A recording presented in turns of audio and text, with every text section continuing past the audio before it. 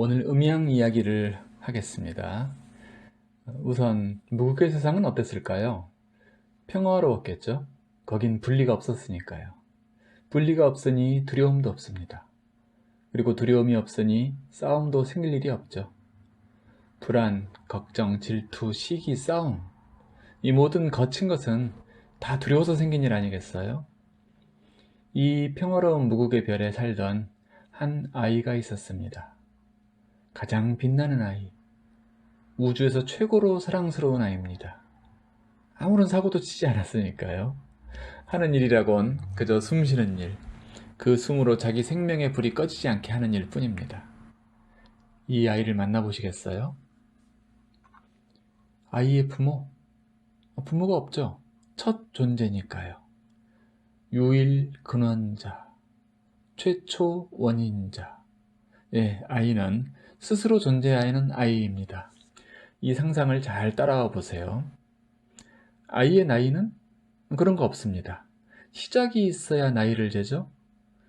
그저 영원에서 영원 사이를 존재할 뿐입니다. 겁과 겁 사이를. 그것을 알파요 오메가라 라고도 하죠. 그 아이는 어떻게 생겼을까요? 모릅니다. 굳이 보시려거든 거울을 보세요. 어쩌면 거기 그 아이가 얼비치고 있을지도 모르죠. 아이의 이름은 뭘까요? 그런 건 있을 리가 없지만 굳이 말하자면 나입니다. 아이가 나 아니겠어요? 그 아이는 뭘 하면서 살까요? 자기 혼자 오만 짓을 합니다만 사실 별로 재미난 것이 없습니다. 오고 가고 구르고 눕고 해봤자 맨날 거기가 거기죠. 그 세계는 친구도 게임도 없습니다. 그런 모든 것이 생기기 이전이니까요. 숨쉬는 것 외에는 체험이라고 할 무엇도 없습니다. 최초의 체험, 유일한 체험은 숨쉬기죠. 그러니 여러분 숨쉬기를 소중히 여겨주세요. 자, 그러다 보니 이 무국의 별이 점점 지루해집니다. 그러니 점점 별이 위축돼요. 체험이 없으면 빛이 사위어지고 점점 작아지고 마침내 소멸되는 것입니다. 그걸 보고 겁이 다했다 이런 표현도 씁니다. 무량겁 이런 말들은 그 겁이 소멸되지 않게 하는 것을 말하죠. 어쨌든 그래서 이 세상 체험이 너무나 싫은 이들은 자살하기도 하죠. 자기도 모르게 무국의 별로 돌아가고 싶은 걸까요? 점점 작아지던 별에 존재하던 그 아이는 자신의 빛이 깜빡깜빡 하는 것을 느낍니다. 아이는 반짝 그걸 느끼죠.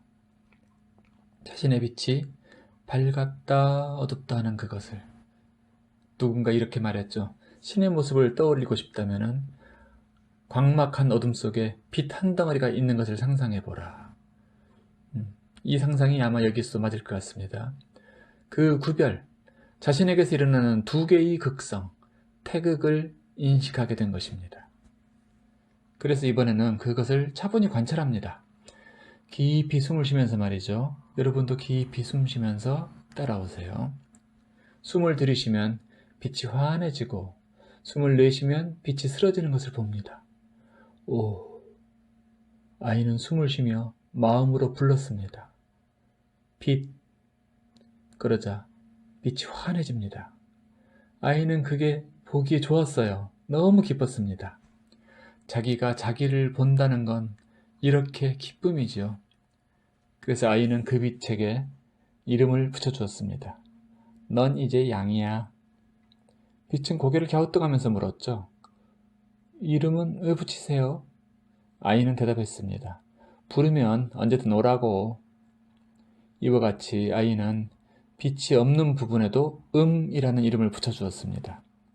음과 양은 완전히 달랐지만 서로가 서로에게 영향을 주며 조화로운 모습을 갖추게 되었지요. 빛 속에 어둠이 스며들고 어둠 속에 빛이 심어졌습니다. 그런 변화와 움직임이 너무도 황홀했기에 음과 양은 서로를 미친 듯 사랑하게 되었습니다. 어떻게 사랑했을까요? 양은 음의 어둠 속에 빛의 화살을 쏘았고요. 음은 양의 빛의 광야에 자기 긴 그림자를 드리웠겠죠.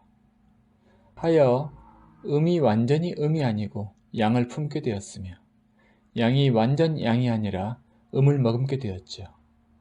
음과 양은 어우러져 아름다운 춤을 추었습니다. 그 춤의 형상이 태극입니다. 태극의 형상이 됨으로써 아이는 빛 속에서 머물러 안주하지 않고 소외된 어둠을 돌아볼 줄 알게 되었고 어둠에 머물러 포기하지 않고 빛의 씨앗을 북돋게 되었습니다. 그로 인해 그가 사는 무국의 별은 아름다운 태극의 별로 진화하였습니다. 그저 어둠 속의 빗덩어리였던 아이의 모습은 이제 흙과 백, 붉음과 푸름 등 모든 상대적인 채도와 명도로 장엄하게 되었죠. 양과 음과 양은 자신의 모습들을 닮은 자식들을 낳기 시작했어요. 원래 상대성은 제3의 것을 낳게 되어 있습니다. 그것이 원리죠. 남과 여가 만나면 자식을 낳듯이 똑같은 원리입니다. 그들에게서 물과 불이 나왔고 해와 달 그리고 남과 여가 나왔습니다. 그런데 음양이 언제나 사이가 꿀맛이었던 건 아닙니다.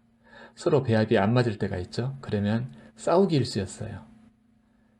음이 지나쳐 시커먼 자식을 낳을 때도 있었고 양이 지나쳐서 온 천지를 불사르고 다니는 곤란한 녀석도 있었습니다. 음과 양은 물고 뜯고 싸우다가 지쳐서 이런 생각도 했습니다. 우리 다시 무국으로 돌아갈까?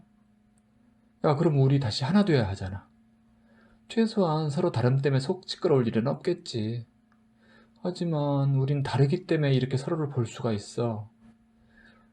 그래서 그들은 무국으로 돌아가기보다는 조화를 이루는 방향으로 가자고 결정했어요. 그래서 서로의 편향과 고집을 중재할 제3의 존재를 창조하기로 했습니다. 역사적 순간이지요. 네, 모든 존재의 우주의 역사적 순간이었습니다. 그 존재의 이름은 뭘까요? 중이었습니다. 가운데 중이죠. 중은 완전한 중립이었습니다. 그래서 음이 어둠 속에 침잠하고 있으면 손을 잡고 밝음으로 이끌어요. 양이 폭죽놀이에 정신이 없으면 정리와 어둠의 휴식 속으로 그를 이끌기도 했습니다. 이제 아이는 양, 중으로 세 축을 이루었지요. 이들은 비로소 치우침 속의 균형을 발견했습니다. 중의 소중함, 그것을 안 음양은 중에게 중요한 일을 맡깁니다. 그 속에 음과 양을 온전히 품고 자율적으로 놀아보라고. 음과 양은 부모로서 그 모든 특징과 능력을 온전히 중에게 쏟아 부어줬습니다. 그래서 중 속에 양이 하나 되었지요. 네, 사람 속에 하늘과 땅이 하나 된 것입니다. 뭔가 익숙하죠? 네, 천지인 삼재 사상이 바로 여기 뿌리를 두고 있습니다. 음양중이 천지인이죠. 이로써 모든 극단적 치우침은 조절되기 시작했습니다.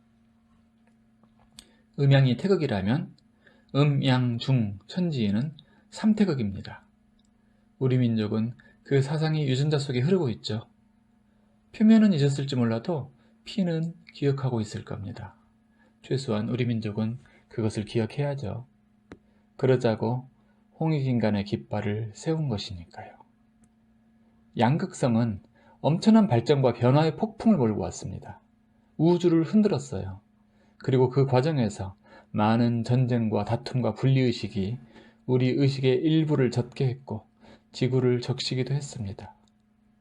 분리의식이 팽창하면 모든 것을 분열시켜버리죠. 파괴요, 멸망입니다. 즉, 팽창하고 있는 우주가 임계점에 이르게 되고 분리의식이 팽창하면 다시 축소되기 시작합니다. 우주의 전체 사이즈가. 그리고 완전히 축소돼서 블랙홀 속에 사라져버릴 때 그것을 한 겁이라고 말합니다.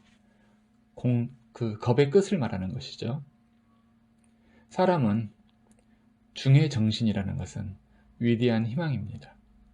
그래서 사람들은 중도를 이야기하고 중용을 이야기하며 중재, 즉 중의 진리를 이야기하고 중화를 중의 조화라는 뜻입니다. 말하는 것입니다. 이 이야기는 꿈일까요? 어쩌면 이것은 최초의 그 아이가 꾼 꿈일지도 모릅니다. 하나가 둘이 되고 둘이 셋이 되는 꿈. 하지만 그것도 알았을까요? 그 하나에서 비롯된 둘, 그 하나에서 비롯된 셋이 천지만물을 웅장하게 창조할 거라는 걸.